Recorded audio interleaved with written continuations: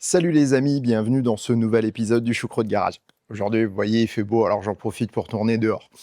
Aujourd'hui, on va parler d'autopilote.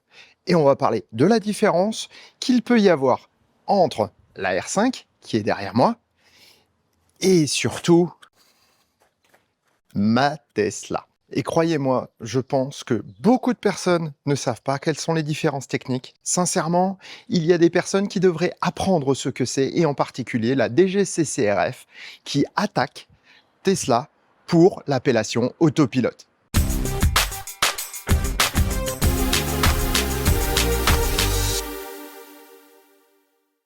Si ça te plaît, mets un pouce et commente. Si ça te plaît beaucoup, abonne-toi, ce serait dommage de rater les prochains épisodes.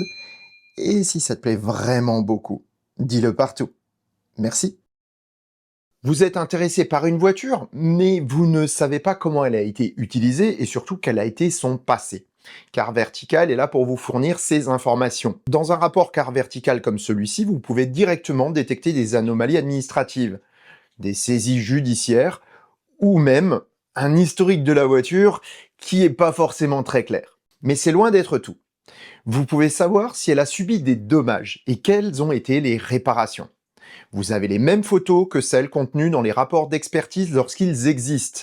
En clair, vous avez toutes les informations que devrait vous donner un vendeur parfaitement clair sur l'histoire de la voiture qu'il vous propose.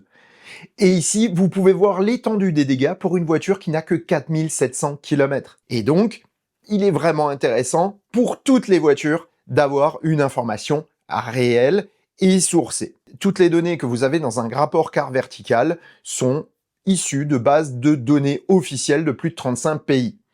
D'ailleurs, le rapport que vous voyez là est un vrai rapport. Il est anonymisé, mais c'est un vrai rapport. C'est une vraie voiture avec sa vraie histoire. En revanche, il est possible qu'une voiture pour laquelle vous demanderez un rapport ne présente aucune donnée.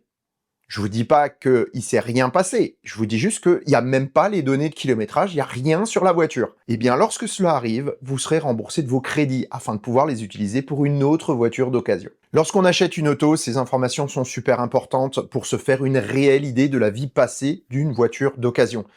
Et s'il n'y a aucune anomalie, eh ben c'est tant mieux. Si vous aussi vous voulez tout savoir sur l'auto que vous convoitez ou même celle que vous possédez déjà, utilisez le lien vers Car Vertical que vous trouverez en description et en commentaire épinglé. Vous avez 20% de remise avec le code TCG20. D'ailleurs, si vous utilisez le lien, le code est intégré directement. N'hésitez pas à vous en servir. Alors, on va commencer tout d'abord par faire un peu d'histoire et d'étymologie. Lorsqu'on regarde dans le dictionnaire, l'autopilote, c'est un dispositif de conduite automatique, quel qu'il soit. Et on va regarder dans l'histoire ce que ça représente. L'autopilote a été inventé en 1912 dans l'aviation. C'est juste énorme. Et vous imaginez bien qu'en 1912, un autopilote n'était pas capable de repérer son environnement. Ce dispositif était destiné à ne faire qu'un suivi de cap. Et de la même manière, les autopilotes de bateau, les premiers, ont été des autopilotes qui permettaient de garder un cap. Point. Ça s'arrête là. Ensuite, dans l'aviation, il y a eu énormément de choses qui ont été rajoutées, comme le contrôle de l'altitude ou le contrôle de la vitesse avec les automanettes après. Ce n'est que récemment que les autopilotes en avion, par exemple, permettent de décoller ou d'atterrir automatiquement. Toutefois, dans l'aviation, il est interdit d'utiliser l'autopilote à partir du moment où aucun pilote n'est aux commandes. Globalement, le cadre est mis. L'autopilote, c'est un système automatique, pas un système autonome. Donc maintenant, est-ce qu'on peut dire que la R5 a un autopilote? Eh bien oui, parce qu'elle va avoir des systèmes qui sont complètement différents et qui fonctionnent de manière indépendante. Premièrement, vous avez un suivi de trajectoire, suivi de cap. Donc ce système, il fonctionne avec la caméra centrale qui va, au niveau du pare-brise, regarder les lignes. En revanche, elle ne fait que ça. C'est-à-dire qu'elle ne repère pas un obstacle, elle ne repère rien, et ma foi, la voiture va continuer à rouler. Tout ce que fait ce système, c'est de suivre la ligne. Le deuxième système qui est intégré, c'est le régulateur adaptatif. Ce régulateur adaptatif, lui, il va fonctionner grâce au radar de distance avant, mais aussi grâce au GPS, parce qu'il est en relation avec le GPS.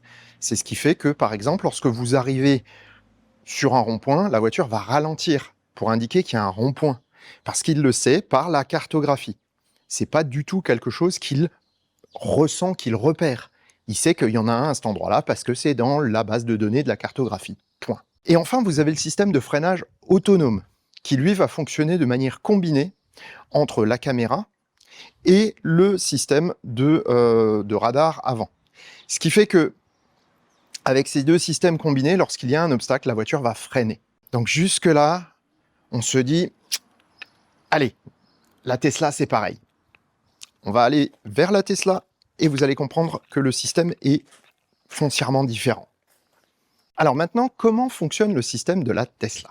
Dans l'Autopilot 1, donc jusqu'en 2017, on avait une seule caméra qui fonctionnait. À savoir, vous aviez le régulateur adaptatif par la partie radar qui se trouvait dans le pare-choc. Le suivi de ligne, lui, était fait par la caméra, un peu comme dans la R5.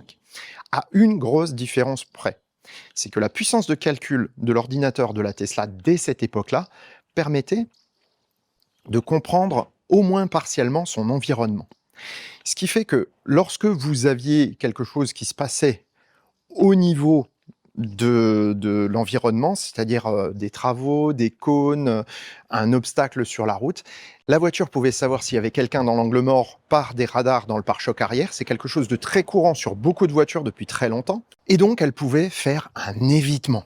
Donc, la voiture pouvait éviter l'obstacle puisqu'elle savait où elle pouvait aller. En effet, avec l'analyse des images des caméras, eh bien, elle savait de quel côté était le bas-côté, de quel côté elle avait de la place pour passer. Ensuite, quand Tesla est passé au système à 8 caméras, et a fortiori aujourd'hui au système Vision, la voiture a eu de plus en plus conscience et connaissance de son environnement.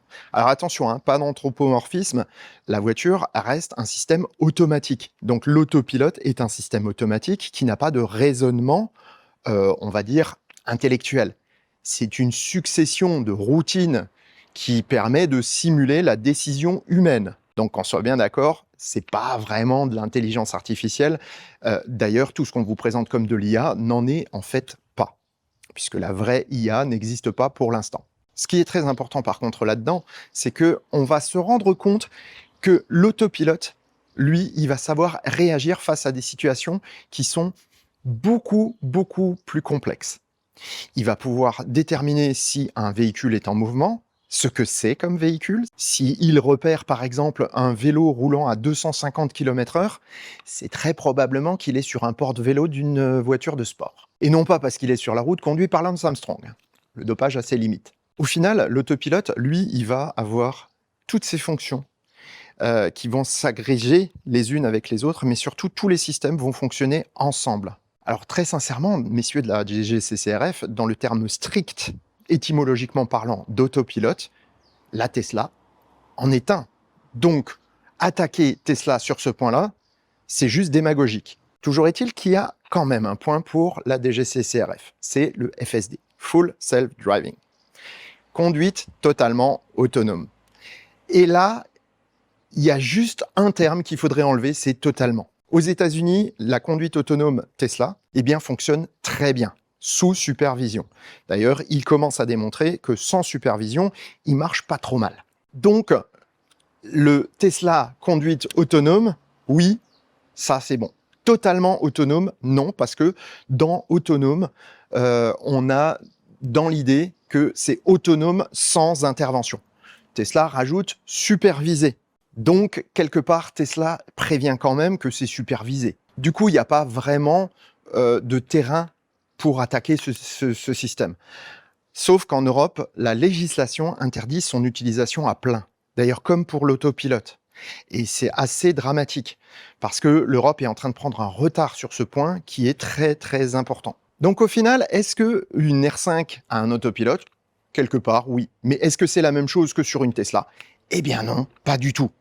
C'est pas du tout les mêmes fonctions et c'est pas du tout le même niveau d'assistance qu'on peut avoir sur une R5 ou sur une Tesla. Tesla est encore une fois le bouc émissaire parce que énormément de constructeurs européens n'arrivent pas à suivre. Alors autant mettre des bâtons dans les roues de Tesla pour favoriser les ventes de voitures européennes. Enfin bref. Et sur ces bonnes paroles, je vous souhaite bonne route et vous dis à bientôt pour un prochain épisode du Choucroute Garage.